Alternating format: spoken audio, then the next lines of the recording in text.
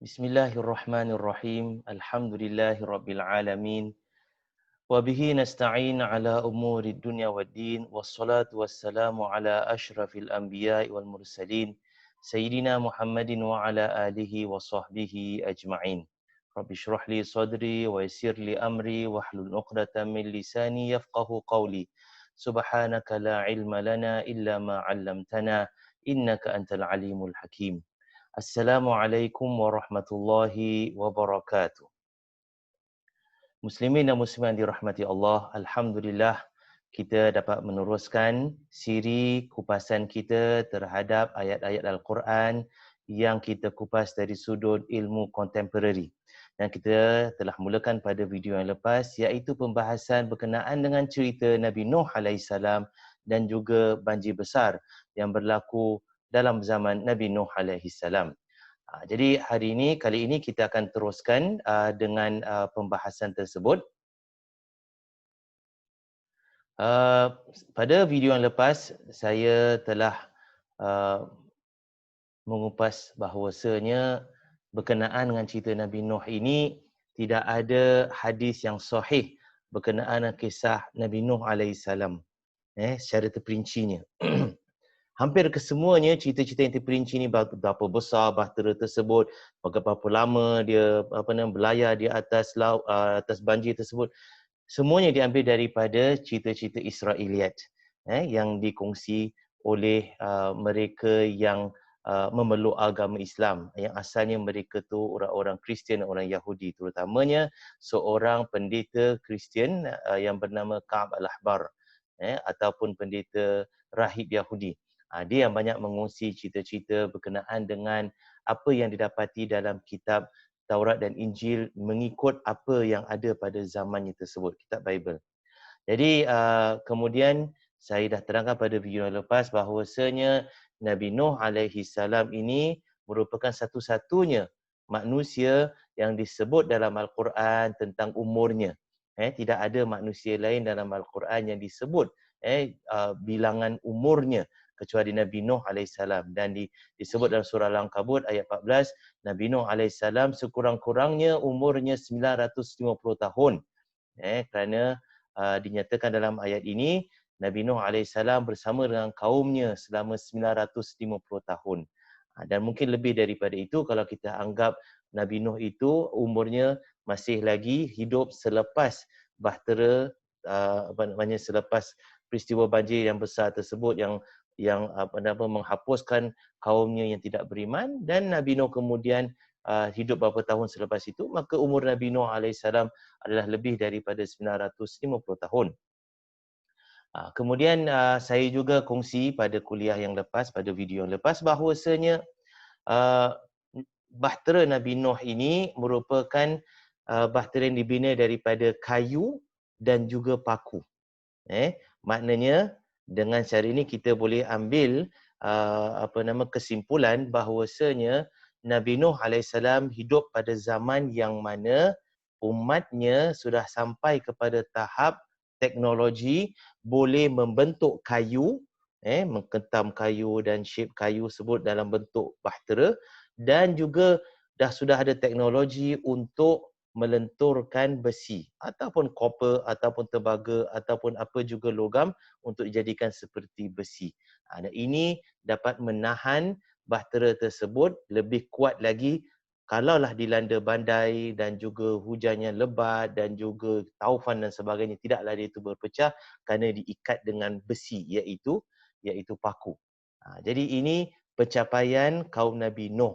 Ini semua clue untuk kita dapat teka bilakah agaknya zaman Nabi Nuh alaihissalam tersebut pada berapa ribu tahun yang lepas, pada tamadun bila. Ini semua small clue, merupakan satu pemberitahuan daripada Allah Subhanahu Wa Taala secara tak langsung.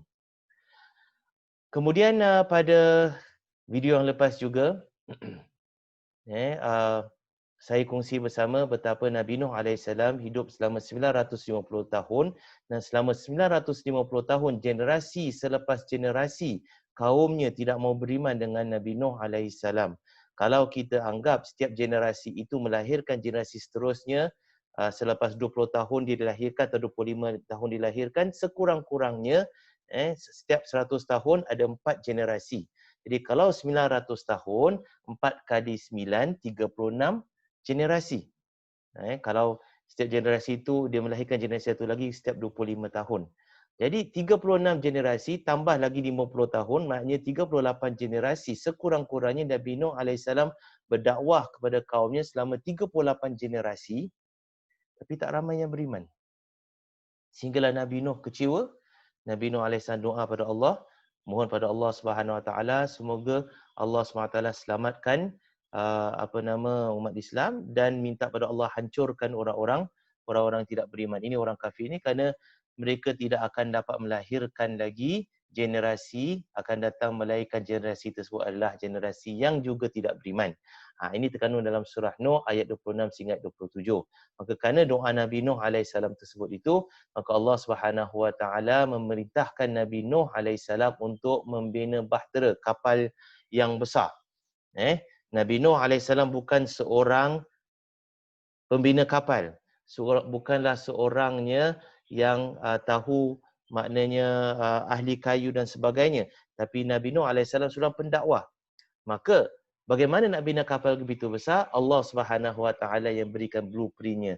Allah Subhanahu Wa Taala yang beritahu pada Nabi Nuh bagaimana nak membinanya, berapa besarnya, nak taruh kat mana dan sebagainya. Maka itu daripada wahyu Allah Subhanahu Wa Taala. Kaumnya yang datang melihat Nabi Nuh membina kapal begitu besar, mereka ketawakan. Kenapa mereka ketawakan? Oh, sekarang kau dah jadi tukang kayu pula. Sebelum ini kau pendakwah dan sekarang kau bina kapal. Kau bina kapal kat mana? Kau bina kapal kat tengah-tengah padang pasir. Orang bina kapal kat tepi sungai atau tepi laut, jadi senang nak hanyutkannya. Tapi sekarang kau bina tengah padang pasir, bagaimana kamu nak bawa kapal ni ke sana? Jadi mereka ketawakan Nabi Nuh, pada mereka dah jadi gila.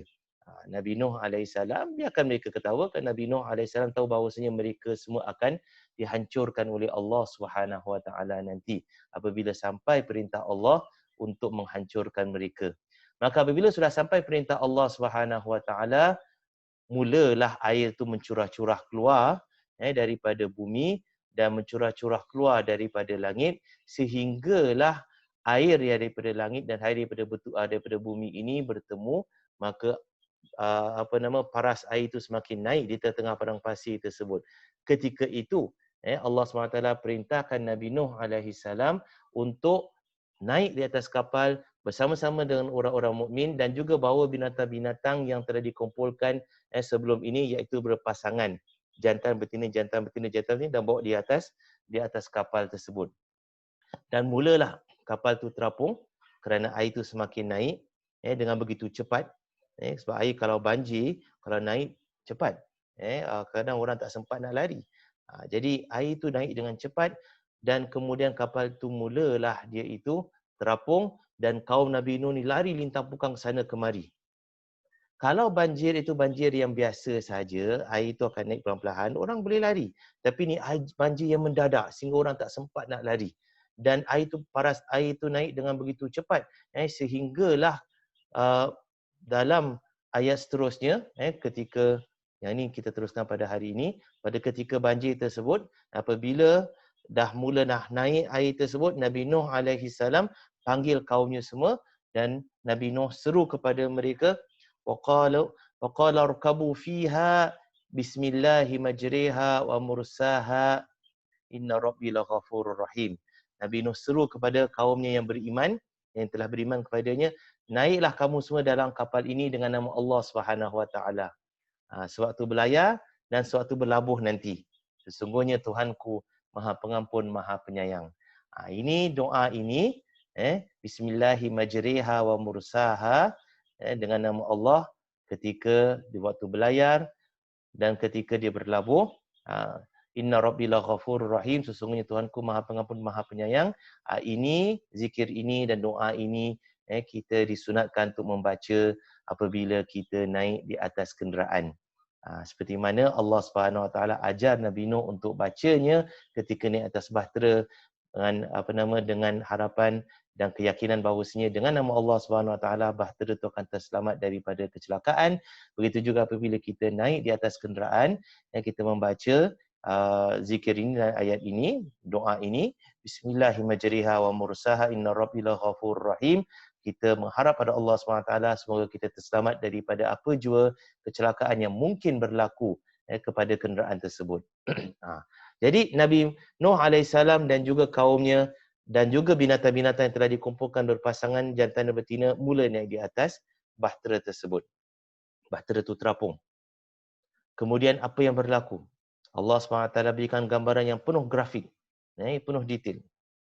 Wahya tajri bihim fi maujin kal jibal. Dan kapal itu berlayar membawa Nabi Nuh dan juga segala penumpang di atas kapal tersebut daripada kalangan manusia dan juga binatang, dan berjalan di atas air yang mana bergelombang, berombak. Dan ombak tersebut ombak yang sangat besar, laksana gunung, kata Allah Subhanahu Wa Taala. Kal jibal, atau laksana bukit. Jadi maknanya ini bukan banjir yang biasa-biasa, ini banjir yang luar biasa. Sebab kalau banjir biasa, air itu hanya naik saja, dan kita dah lihat banjir di Singapura ke, banjir di Malaysia ke, atau di mana-mana tempat, kalau hujan mencurah-curah dan juga air laut tu masuk, kerana ketika tu musim air pasang, waktu air pasang, jadi air itu senang naik, air laut tu senang naik di atas darat, dan hujan lebat, maka air itu akan naik dengan cepat. Tapi tidak akan bergelombang, paras air itu saja naik. Tapi di sini Allah Subhanahu Wa Taala terangkan bahawasanya banjir tersebut bukan setakat naik dengan cepat saja, tapi dia bergelombang. Dan gelombang ombaknya besar seperti bukit. Subhanallah. Macam mana menjadi sedemikian? Nanti insya-Allah saya akan kupaskan selepas ini. Jadi bahtera itu bergerak kanan dan kiri, kenapa ditiup dengan atau ditolak, dipukul dengan ombak, dihempas kanan dan dihempas kiri. Kerana itu kapal itu, bahtera itu, Allah SWT suruh pakukannya dengan besi. Supaya apa? Supaya dia itu tidak pecah.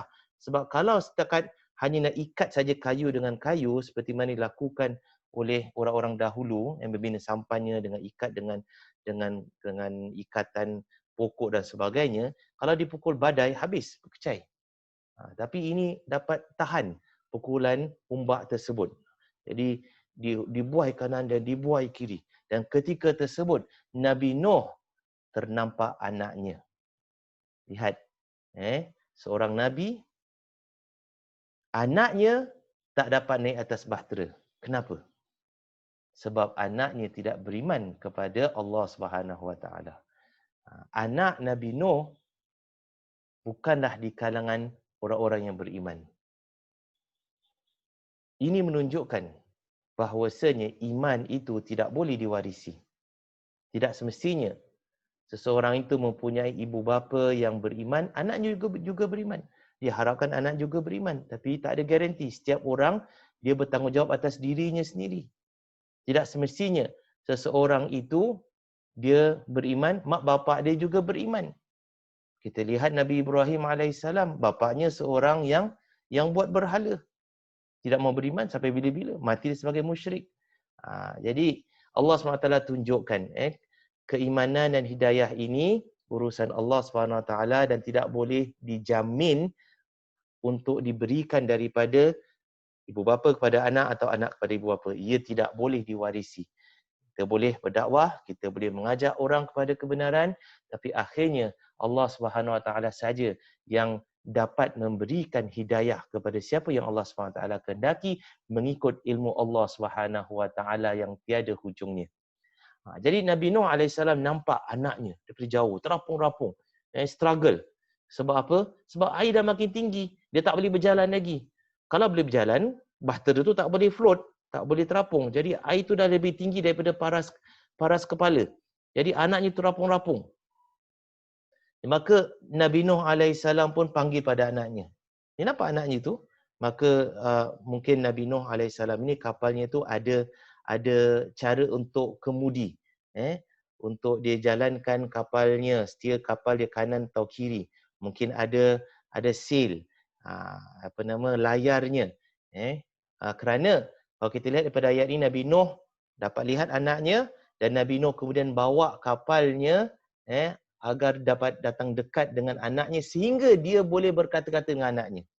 Kalau daripada jauh dia tak boleh berkata-kata.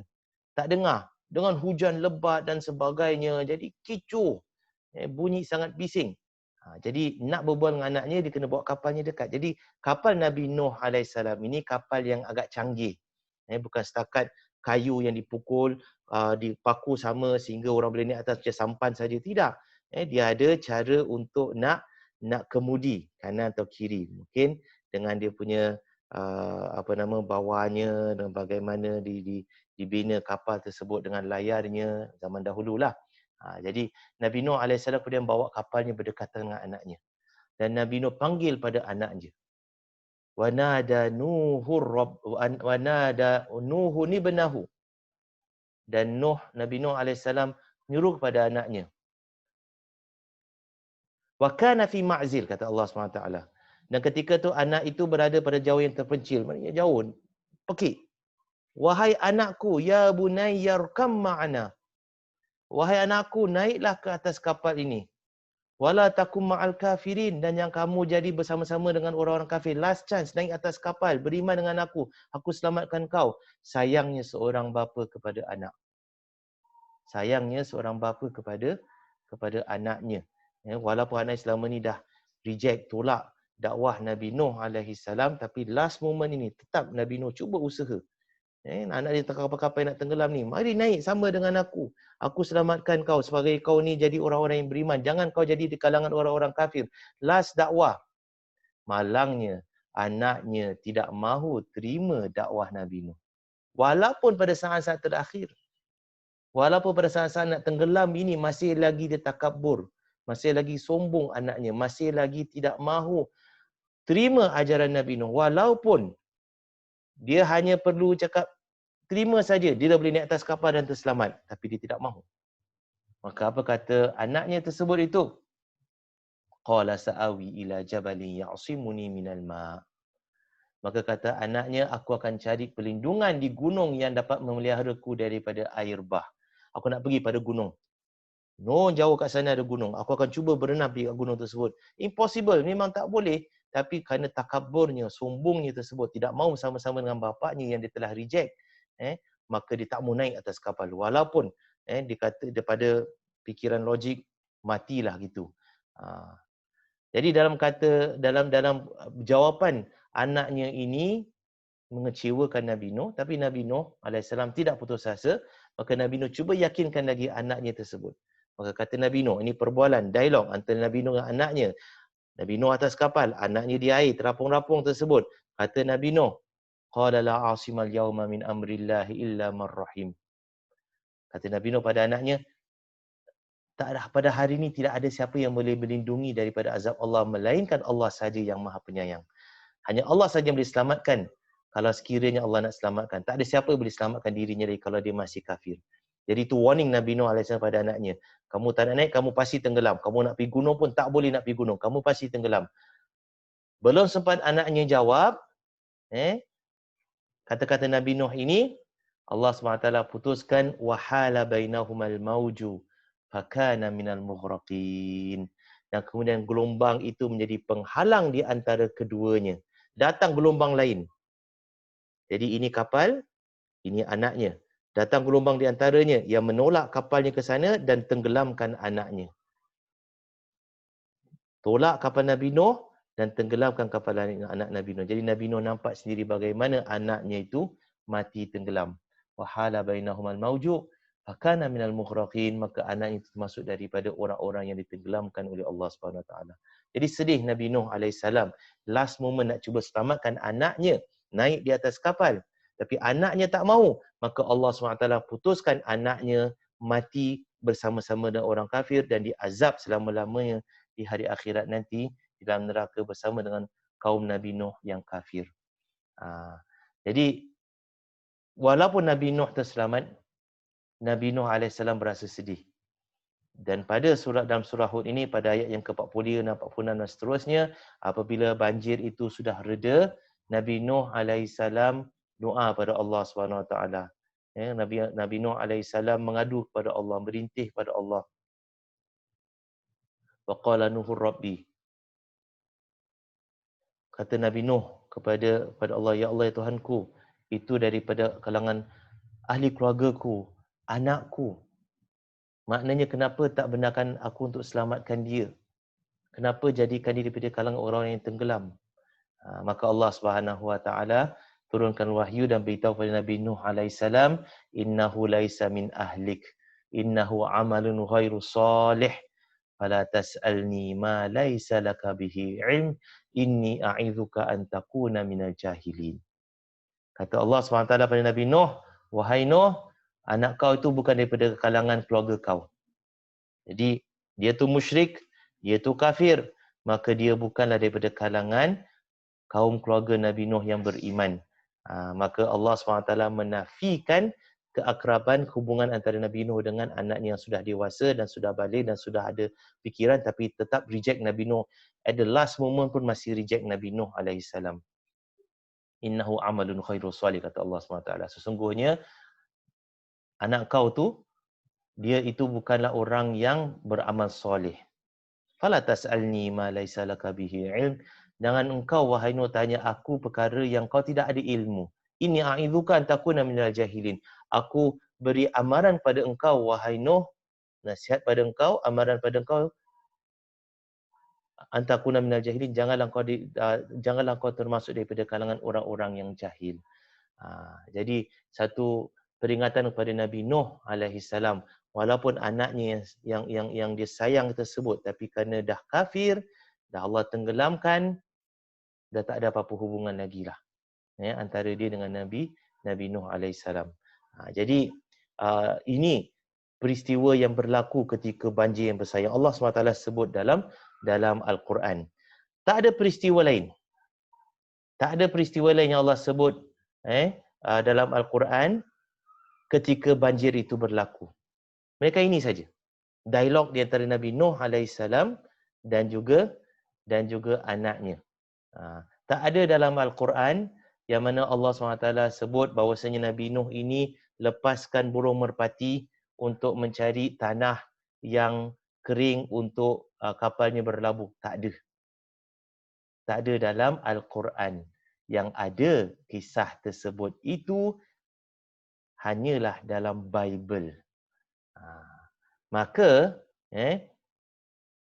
ramai yang mungkin ada yang pegang kepada cerita yang Nabi Nuh alaihissalam lepaskan burung merpati untuk mencari tanah yang kering, kemudian burung merpati ini pulang dan membawa tanah, menunjukkan air banjir dah reda, maka Nabi Nuh boleh berlabuh kapalnya dan orang Islam boleh turun daripada kapal tersebut, dan kemudian Nabi Nuh ambil tanah daripada paruh burung merpati tersebut dan kemudian letakkan di leher burung merpati itu sebagai tunjukkan rasa terima kasih ke atau penghormatan ke, ataupun tunjukkan rasa kegembiraan atas usaha burung merpati tersebut. Maka kerana itu, kalau kita lihat sekarang burung merpati ada tanda-tanda biji dekat dia punya lehernya, kata orang tu tanda Nabi Nuh alaihissalam letakkan macam semacam kalung dekat leher burung merpati.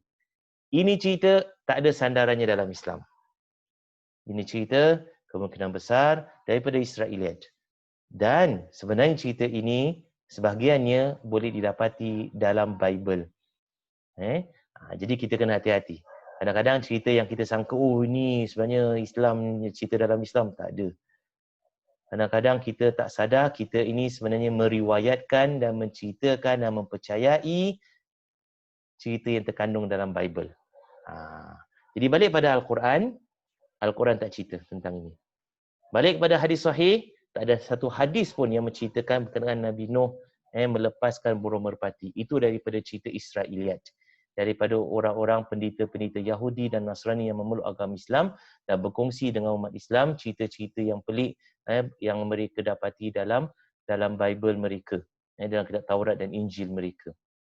Jadi yang ada dalam Quran hanyalah dialog antara Nabi Nuh alaihissalam dan juga anaknya. Kemudian Allah SWT tak nyatakan berapa lama tempoh banjir tersebut. Tidak. Kemudian Allah SWT terus ceritakan bagaimana keadaannya selepas banjir itu. Selepas semua orang-orang kafir mati tenggelam. dah sampai objektif banjir tersebut. Banjir itu hanyalah untuk membinasakan orang-orang kafir daripada kaum Nabi Nuh alaihissalam. Itu objektifnya. Maka bila objektifnya dah tercapai, Allah SWT takdirkan banjir itu mula reda. Dan ayat yang ke-44 selepas itu, selepas cerita berkenaan dialog Nabi Nuh alaihissalam dan juga anaknya, Allah Subhanahu Wa Taala ceritakan tentang keadaan bagaimana banjir itu reda. Firman Allah Subhanahu Wa Taala, wa qila ya ardu bla'i ma'aki. Dan difirmankan, Allah SWT beritahu dan perintah kepada apa? Kepada bumi, ya ardu bla'i. Wahai bumi, telanlah airmu. Ya ardu bla'i ma'aki. Wa ya sama'u aqli'i. Dan wahai langit, berhentikanlah hujanmu. Jadi air tak keluar lagi daripada bumi dan hujan pun dah berhenti turun, dah tercapai objektif, semua orang kafir dah binasa. Maka kemudian air tu kerana tidak ada penambahan daripada bumi, tidak ada penambahan daripada langit, maka air itu pun mula surut. Wa ghidal ma'u. Dan air itu pun mula surut. Wa qudiyal amr. Dan perintah untuk membinasakan orang-orang kafir daripada kaum Nabi Nuh ini pun diselesaikan. Wastawat 'alal judi, dan kemudian tak lama selepas itu bahtera Nabi Nuh pun tersadai di atas bukit yang dinamakan sebagai Judi. Wa qila bu'da lil qaumil zalimin, dan dikatakan binasalah orang-orang yang zalim. Jadi Allah SWT sebut bukit Judi. Dalam Al-Quran Allah SWT tak sebut nama bukit dengan banyak. Yang ada Allah SWT sebut ialah Safa dan Marwah. Inna Safa wal Marwata, itu bukit yang mana ada di Masjidil Haram sekarang ini, dalam Masjidil Haram. Kerana Allah SWT sebutkan itu sebahagian daripada kitanya manasik umrah dan juga haji. Perbuatan haji dan juga perbuatan umrah. Okay. Allah SWT sebut tentang Uhud. Allah SWT sebut bukit Judi. Nah, bukit-bukit lain Allah SWT sebut, orang Arab tahu. Dan ada dia punya signifikannya. Ada dia punya kepentingannya. Safa dan Marwah tersebut adalah apa? Tempat orang melakukan ibadat haji dan umrah, sa'i. Kemudian bukit Uhud tersebut memang tempat berlakunya peperangan Uhud. Tapi tak disebut tentang nama bukit yang lain kecuali Judi. Jadi persoalannya, kenapa Allah SWT sebut Judi? Apa kepentingannya sebut nama Judi ini? Dan di mana Judi ini? Ini jadi persoalan dan pembahasan yang agak panjang lebar di kalangan ramai orang. Dan itu insya-Allah saya akan cuba huraikan dan kupaskan, insya-Allah. Saya tak sempat dalam video ini, pada video yang akan datang insya-Allah. Jadi kita kembali kepada ini, banjir pun mulalah reda, maka bahtera Nabi Nuh pun berlabuh di atas bukit Judi, maka turunlah Nabi Nuh alaihissalam dan juga orang-orang mukmin, dan Nabi Nuh kemudian lepaskan binatang-binatang yang berpasangan jantan betina turun agar mereka itu membiak kembali dan kembalikan ekosistem tempat yang dah hancur tersebut. Itu tujuannya. Kenapa Nabi Nuh alaihissalam membawa binatang pasangan jantan dan betina? Allah Subhanahu Wa Taala perintahkan sedemikian. Tujuannya ialah apa? Apabila banjir dah reda, kerana apabila banjir berlaku, dia akan menghancurkan ekosistem tempat itu. Kalau banjir itu terlalu sangat, binatang banyak mati. Tak boleh nak lari ke mana. Jadi, nak kembalikan keadaan sebelum banjir tersebut, maka kerana itu dibawa binatang, setiap spesies berpasangan, agar apabila dilepaskan kembali ke bumi, ke tempat tersebut, mereka membiak dan kembalilah keadaan seperti asal. Allah SWT tidak menzalimi. Jadi ini ada dia punya kaitannya dan ikatannya berkenaan dengan isu yang akan dikupaskan nanti. Adakah banjir Nabi Nuh ini meliputi seluruh dunia ataupun tidak? Itu kita akan bahaskan kemudian nanti. Baik. Sebelum itu kita lihat kepada satu tamadun bernama tamadun Sumeria. Tamadun Sumeria ini merupakan tamadun yang terawal manusia. Belum lagi dijumpa mana-mana tamadun yang lebih tua daripada tamadun Sumeria. Tamadun tu apa?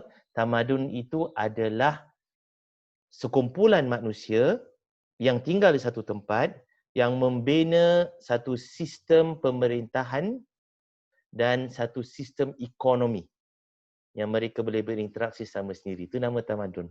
Mereka punya budaya, cara dan sebagainya. Kalau manusia itu tinggal berpisah-pisah, tinggal kat kampung hujung sana, kemudian jauh dekat sini, itu bukan nama tamadun. Seperti orang-orang Arab, sebelum Rasulullah SAW, mereka itu berterabur di padang pasir Saudi Arabia. Jadi ada kabilah itu kat sini, ada kabilah tu kat sana, jadi mereka berperang sama sendiri. Ini tidak dinamakan sebagai tamadun. Ini dinamakan sebagai kumpulan-kumpulan kecil manusia. Jadi tamadun tu mestilah manusia yang ada peradaban. Mereka dah ada sistem pemerintahan antara mereka. Mereka dah ada sistem ekonomi. Mereka ada sistem penulisan. Dan mereka tidak merayau sana sini. Mereka punya cocok tanam dekat situ. Agriculture. Dan mereka ada dikatakan sebagai kasta-kasta tertentu. Ada orang yang kerja sebagai ini, ada orang kerja sebagai itu, ada orang kerja sebagai ini. Nama dia tamadun. Jadi tamadun terawal manusia yang didapati oleh para pengkaji sejauh ini ialah tamadun Sumeria. Dan tamadun Sumeria ini, kenapa dinamakan Sumeria? Kerana tempat mereka namakan, orang-orang ketika tersebut namakan tempat mereka sebagai Sumer. Dan Sumer ini sekarang ni terdapat di selatan Iraq.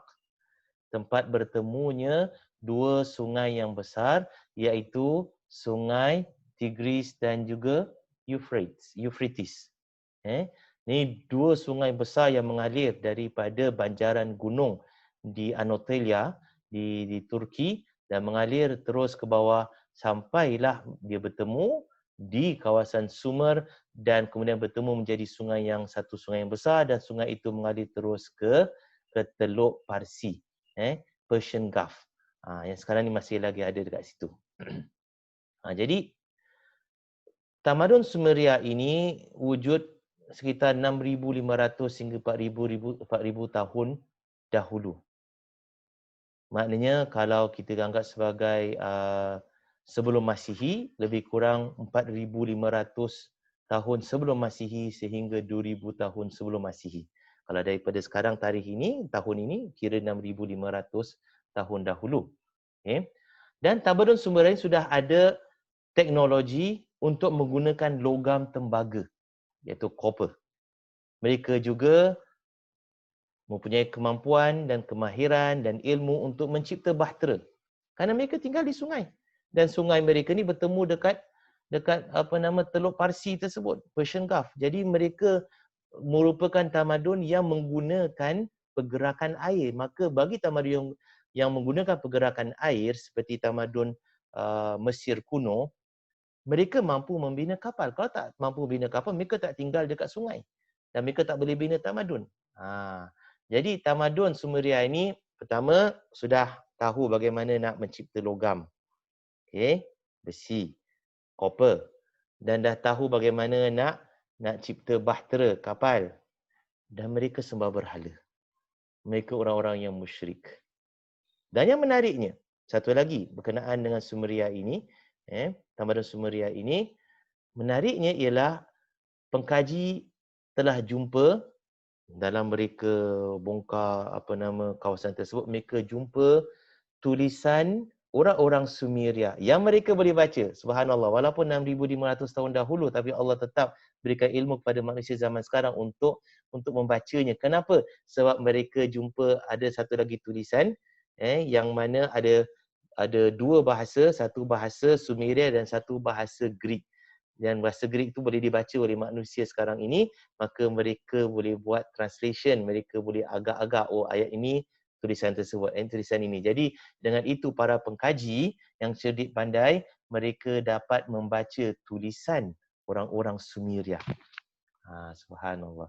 Dan mereka jumpa, Allah SWT simpan selama 6,000 tahun ini, Allah SWT simpan tulisan orang-orang Sumeria berkenaan dengan seorang dikatakan hero, panglima pahlawan yang bernama Gilgamesh. Apa menariknya Gilgamesh ini? Gilgamesh ini, dalam tulisan tersebut, dan tulisan ini dia tidak hancur kerana tidak ditulis di atas pelepah kurma ke ataupun di atas kulit binatang ke. Kalau itu ditulis di atas kulit binatang, dia akan hancur. Tak sampai 200 atau 300 tahun mungkin boleh hancur. Tapi orang-orang Sumeria ini mereka menulis di atas clay tablet, di atas tanah liat yang kemudian ditulis, kemudian dikeringkan. Jadi tanah liat tu jadi macam batu. Maka tulisan tu macam terpahat di atas batu. Tak akan hilang dengan hujan ke, dengan apa ke, melainkan kalau dia itu pecah. Jadi orang-orang pengkaji jumpa banyak tulisan cerita berkenaan dengan Gilgamesh ini. Maka mereka jumpa pada batu tulisan yang ke-11. Mereka compile lah 1 sampai 2 sampai berapa belas tersebut. Batu yang ke-11 kisah Gilgamesh ini. Dan Gilgamesh ini dia bukan panglima saja, tapi dia adalah raja bagi kawasan tersebut, kawasan Sumeria bernama Akkadian. Raja Akkadian ini dalam cerita Gilgamesh ini, dalam epik Gilgamesh namanya, bertemu dengan seorang kira ahli agama lah, boleh dikatakan, bernama Utnapishtim. Utnapishtim. Dan dalam tulisan tersebut mengkisahkan bahawasanya Utnapishtim ini menceritakan kepada Gilgamesh pada zaman dahulu, dulu sekali, kan, cerita-cerita lama yang diterima daripada orang-orang dahulu, ada kisah banjir besar katanya. Ini Utnapishtim, yang tertulis dalam cerita Gilgamesh dalam batu bersurat ini. Kata Utnapishtim ini, dulu sekali ada banjir besar yang melanda kaum ni, iaitu kaum Napishtim ni, Utnapishtim ini. Kenapa? Kerana dewa mereka ia marah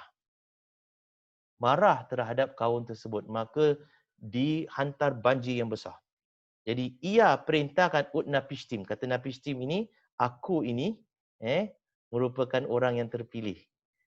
Dulu lagi berlaku peristiwa tersebut dan aku yang ceritakan pada engkau ini, kerana aku yang sebenarnya diperintahkan oleh ia untuk bina bahtera.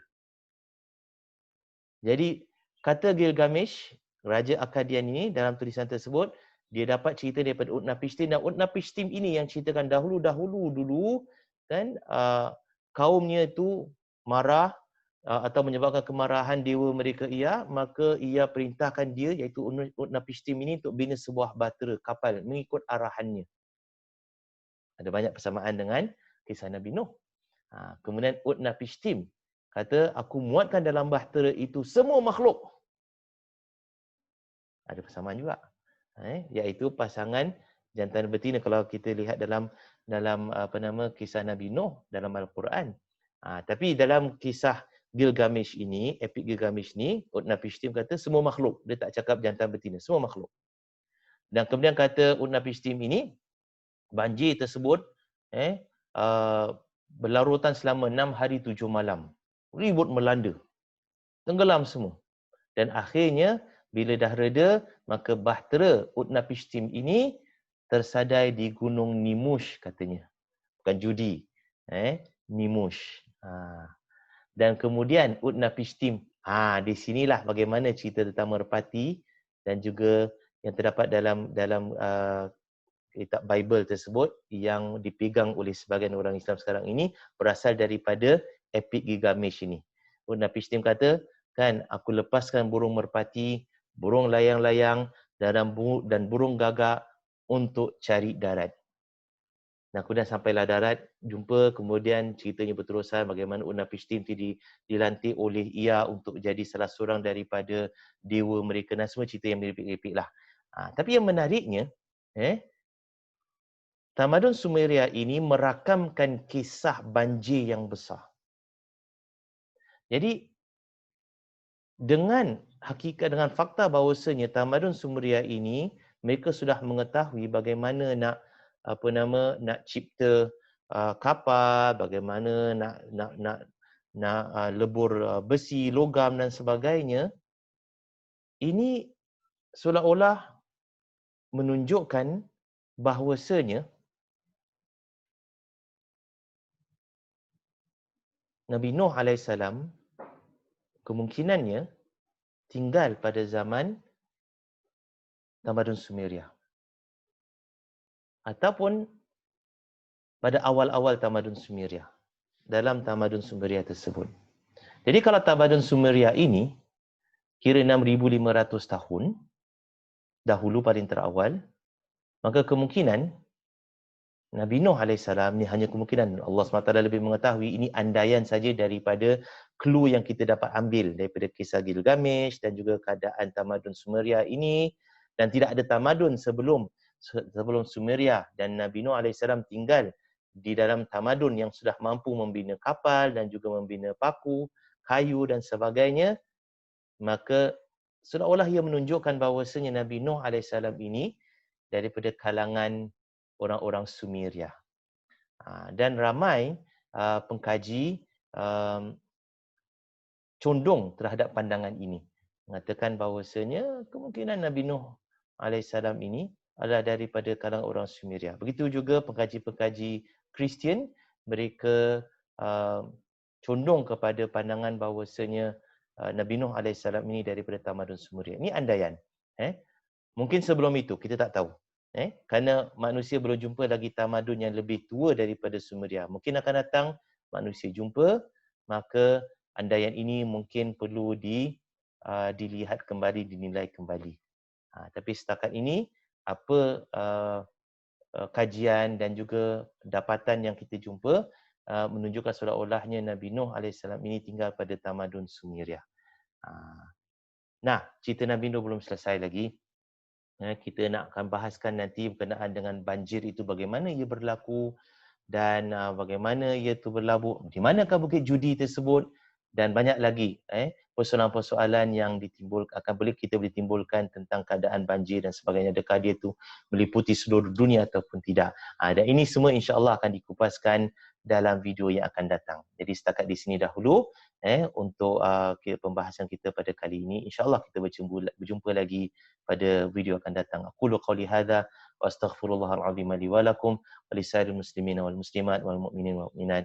Wassalamualaikum warahmatullahi wabarakatuh.